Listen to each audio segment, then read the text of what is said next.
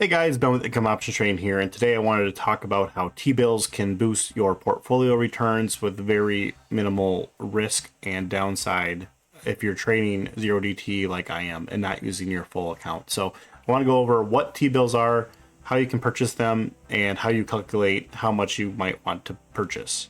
So I use the Option Omega portfolio section to figure out what my max drawdown might be in a given year based on historical data, and I'll use that to help my decision on how much T-bills to purchase.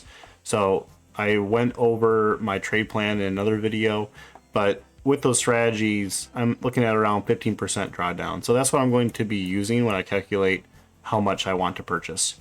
So first, let's go over to the tastytrade website here, and they go over what T-bills are. If you don't know, that it's a fixed income and it's considered extremely safe. Right now, T-bills are paying around 4% annually, so relatively high compared to years past. So I think it's a good idea or a good option for you to have. And in order to do that with tastytrade, you need to purchase a minimum of $10,000 worth of T-bills, and it can go into increments of 1,000 extra or above $10,000. So that's what you need in order to purchase. The fee is 25 basis points off of the spread, up to $75 total. So essentially, what that calculates out to is if you're purchasing $30,000 worth of T-bills, they're going to put a $75 fee on it.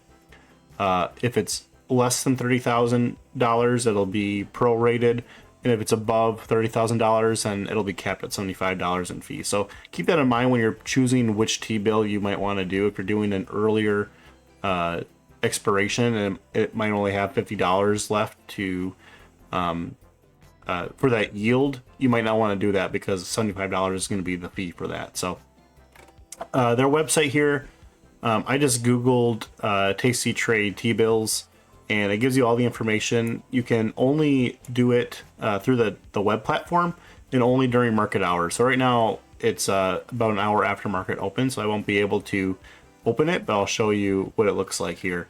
And then the other part here, if I scroll down, is the margin requirements. And this is why T-bills, for me at least, it's basically a free boost, if you will. Because it's margined at 94%. So that means if you buy $100,000 of T-bills, you're still going to be able to use $94,000 of that for your options. It'll still take out $100,000 in cash, so you want to keep that in mind. And I'll go over at the end of the video how I'm going to calculate how many T-bills to purchase. But since the majority of my trades are credit trades, meaning I take in cash at the beginning, and then when I buy to close, then it takes the cash out. I don't need as much cash on hand compared to if I did a lot of debit trades where you need the cash up front and the trade takes the cash out of your account and then you sell at close and the cash comes back in. I don't need to have a whole lot of cash on hand, so I'll go through that as well. So if we go into the tastytrade web platform, which is just tastytrade.com, you can log in, go to the trading tab, and then on the left-hand side, go to fixed income. And this is where you're going to find all of the T-bills. And T-bills are less than 1 year for expiry. So you're going to see everything up to 1 year. So today's the 27th. You can see we can purchase up to the 26th of next year. So it has the yield that you might be interested in. I'm just going to choose one here. I'll just choose the April 15th one. If you click on that, this should pop up. And during market, you can request a quote and it'll pop up. You do have to click that before you purchase. And then after doing that, you can select your quantity. Like I said, it's $10,000 minimum in $1,000 increments. You can buy and then review and send.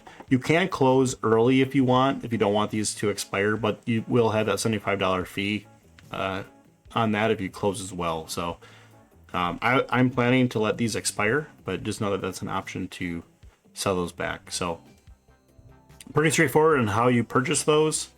I'm going to switch over now and show you how I'm going to determine how many T-bills I'm actually going to purchase. So here's a really quick table that I did here in Excel, and I just did it based on the 15% max drawdown for my strategy, my portfolios.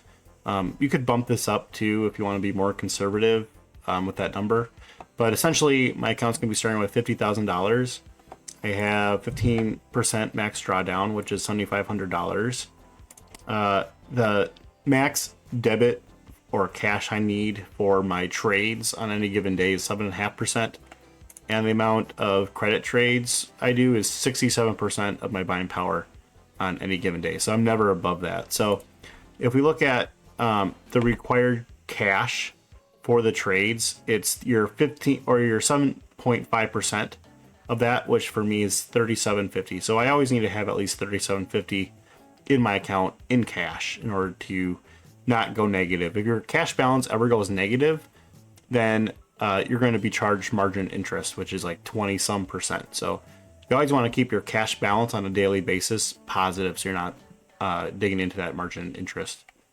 And then the required option buying power here is based on the 67% credit. So for me, it's $33,500.